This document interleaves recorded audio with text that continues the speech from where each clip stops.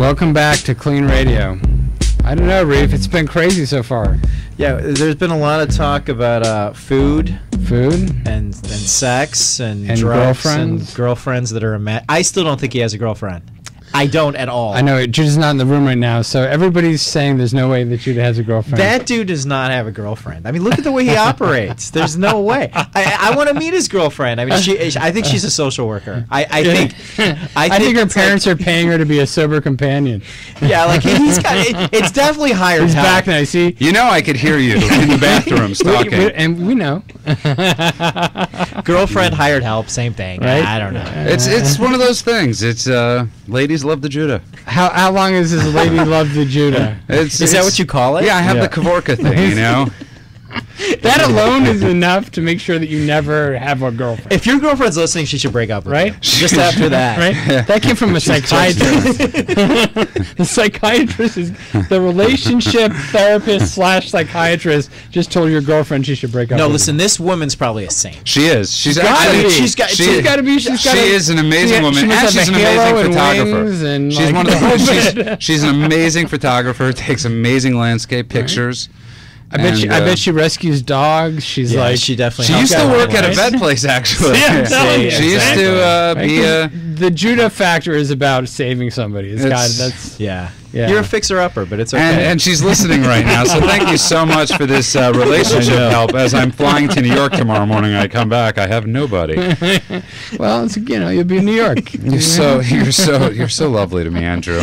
You know, Judah just means you'll have to spend more time with me. Yeah, I know. God, it makes for good radio. That's right. Yes, it does. Steve Mittleman, who we're in the bathroom together just now at the same time. How'd that go for you? It was a little awkward. We crisscrossed. Like I actually said to him, he goes to me, I'll wait here for you. I go, no, please don't. Too creepy. I go, too creepy.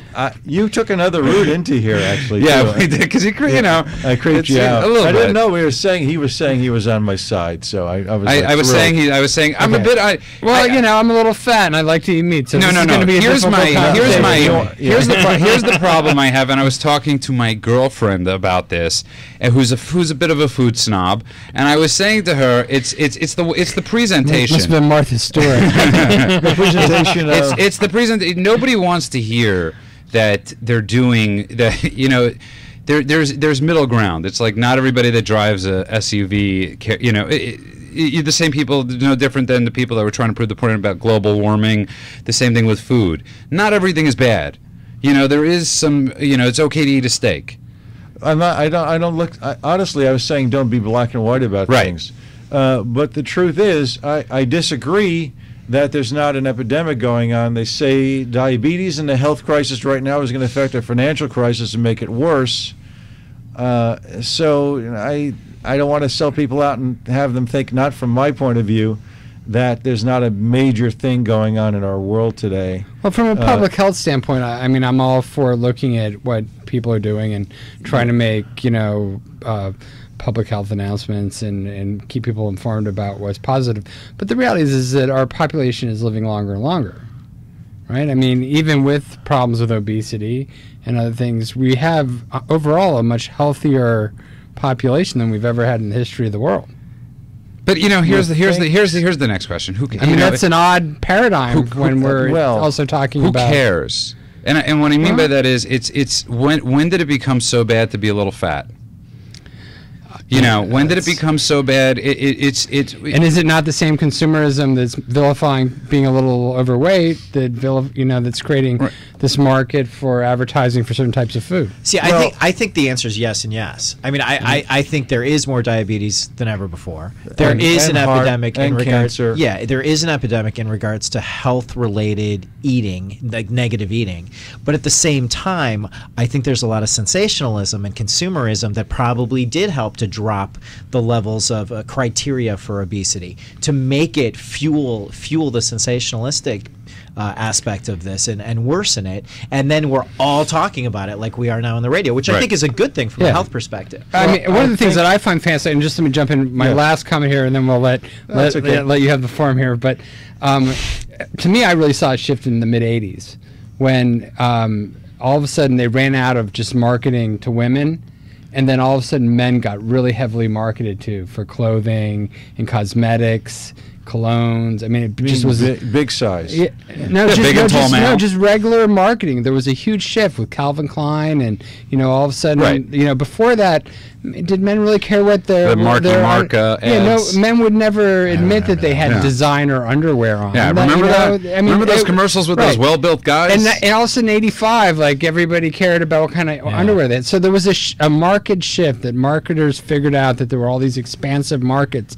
that they could move in. So you saw the eating disorders that used to only occur in women, pretty much, go into male population. We're seeing that now where, it was very rare to see a male anorexic. And now we're seeing that fairly prevalently. Actually, I saw a lot of recovery with anorexia, too, in OA. You what? With anorexia in Overdose Anonymous, there was some recovery.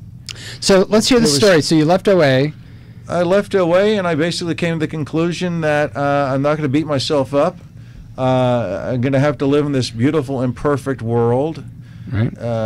Diets, unfortunately, there's a lot of emphasis on the being perfect and on that diet. I'm reiterating the same point, and that's what gets people in trouble. It's really one loving choice at a time, doing the best you can.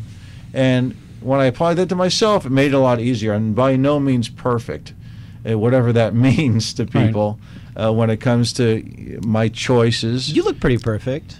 Well, thank you. Look at him. He's pretty, he's put together. You have a pinkish hue. I work out all the time, I mean, not in a gay way. I mean, he looks good though, right? I work out every day, I think Andrew is scared. I think Andrew is scared of you. That's who you are. I think you intimidate Andrew. Well, listen, my dad... Yeah, Andrew's sweating. I'm not intimidated about this. I'm worried about what I'm going to hear from my wife when I get home. My dad... I told you, you lost that battle with the chicken and the ice cream, actually, I never really worried about food until I met my wife, and then you do a good impression. You do a good impression. That's pretty good, right? You actually, obviously, you did worry about food because you showed me the picture.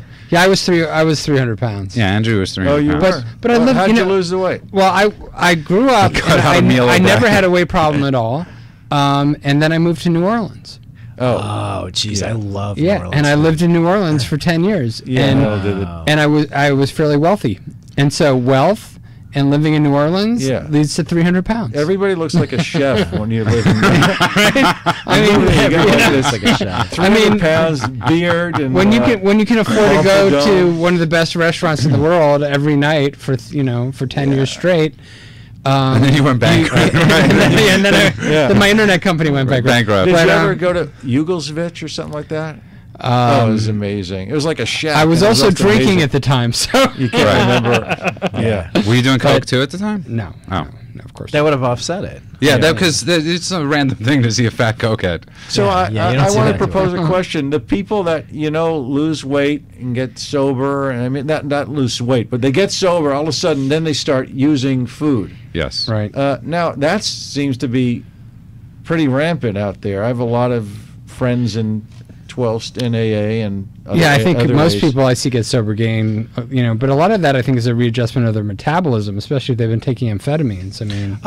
Usually it's the drug itself that is an appetite suppressant or kind of changes things and then just stop. It's like the freshman 15 in college. I mean, it's like the sober 20. So there's a readjustment period. Yeah. And then they don't lose it or they do lose it. In the end, it depends on their lifestyle. I mean, we all know, but recovery is about lifestyle modification. So I always tell my patients that's a part of your lifestyle modification. Now, most of the people I know in the 12 steps out, especially in LA and in the programs of AA or whatever, are pretty healthy. Look pretty good. This is Los Angeles. But that's where we are. Yeah. But I will say that I was on. You were talking about medication, and I was on Wellbutrin for years. While I was married, and now well, that might the second I was out the door, end of Wellbutrin. But I work out every day for a half hour, and guess what? No more Wellbutrin. I feel it was like I'm living proof of what you were talking about there before. Yeah, and it's what I said about food and being on a wagon, people have that same idea when it comes to their exercise. Oh, I missed my workout, and screw it, I'm not working out.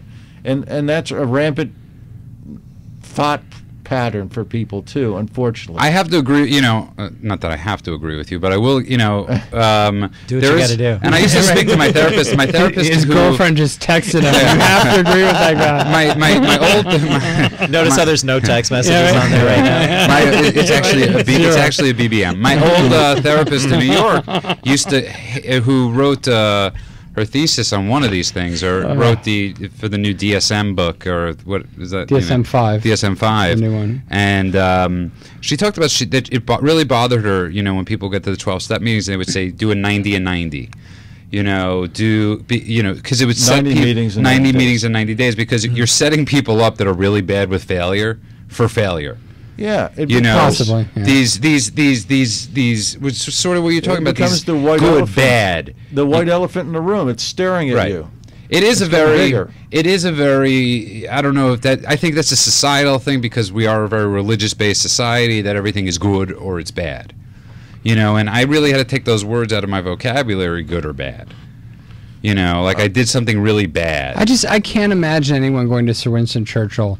You know what? You really got to go on a diet. You know, you're saving the free world, but you got to go on a diet. I just don't see that happening. Okay, so Mrs. Churchill. Mrs. Churchill. There wasn't a Mrs. Churchill. Well, back in the day, I keep thinking about who was it? Dom DeLuise in History of the World. Yes. Yeah. Right. It's like the affluent and the powerful were all overweight. They got the gout. Well, that's my wife has a joke about it, because my wife was always bothering me. She's like, "Oh, you know, you got to get back to the gym." And, you know, I like going to the gym. I actually do, but in moderation. And I go, look, you know, being fat's a sign of wealth and power. And she's like, no, being wealthy, a sign of wealth is like a wife dripping in diamonds, like a Bentley in the, in the but parking lot. being fat, not you eating 15 cannolis a day, you know. Well, being fat is also unfortunately the sign of a shorter life for a lot of people. Once again, like I have to but say, he's such a buzzkill for you. Right? No, but can I ask you? Just say this not to self-define. I'd rather be dead at 68 but have eaten well than died at 88. It's sort of like, you know, and struggle. And people always say this to me about smoking is going to cut 10 years off your life. Fine. You know, if it cuts 10 years off my life, I'm okay with that, because I'd rather be somewhat happy with what I'm doing than worry. I'm not worrying about living, and I don't want to live to 90. But you smoking is also ruining 10 years of my life, because I have to wait for 20 minutes for you to get in the car every time I drive. I think we're so clouded in our thinking that you don't realize that if you eat more, I want to say, species-specific fruits and vegetables, you will live to 88 and be happy. You'll have both. But I don't want to. Okay, what evidence? The cloudiness of addiction. What's your name? Steve Mittleman. Steve. Do you know this guy? Like, do you want him to live to 88? Do you know what his life is like? Here's a cigarette. He has a blow-up girlfriend. You don't want him to live that much longer. That's the blow-up girlfriend they can text him. But wait, I want to hear about this more species-specific eating. What's the research on this? What's the like? I feel like a scientist now. Well, you did bring in a book. I mean, I want some empirical evidence. Yeah, that's my criteria. Okay, here's great evidence. Right, before I can't eat a steak anymore, I got to see some evidence. Okay, here's great evidence. Right. Okay. My dad was inoperable.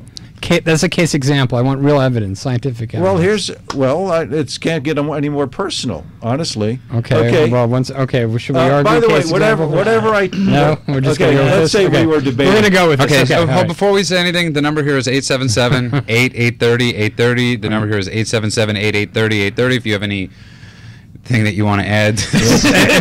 Plus, we still have our contest. We still have our tickets to give who's away. Our famous we should have given away to the caller, because he was actually an Angel fan. Yeah, we should have. Right? Yeah. Well, I'm sure there's other Angel to address, fans. So if he's still listening and he calls back, we have 4 Angel tickets for you. I mentioned, my dad. My dad was inoperable. He had 3 heart attacks, stroke and 3 heart attacks, inoperable. I went down to Florida. I was working in Chicago, and I knew I was moving to L.A. This is like 25 years ago.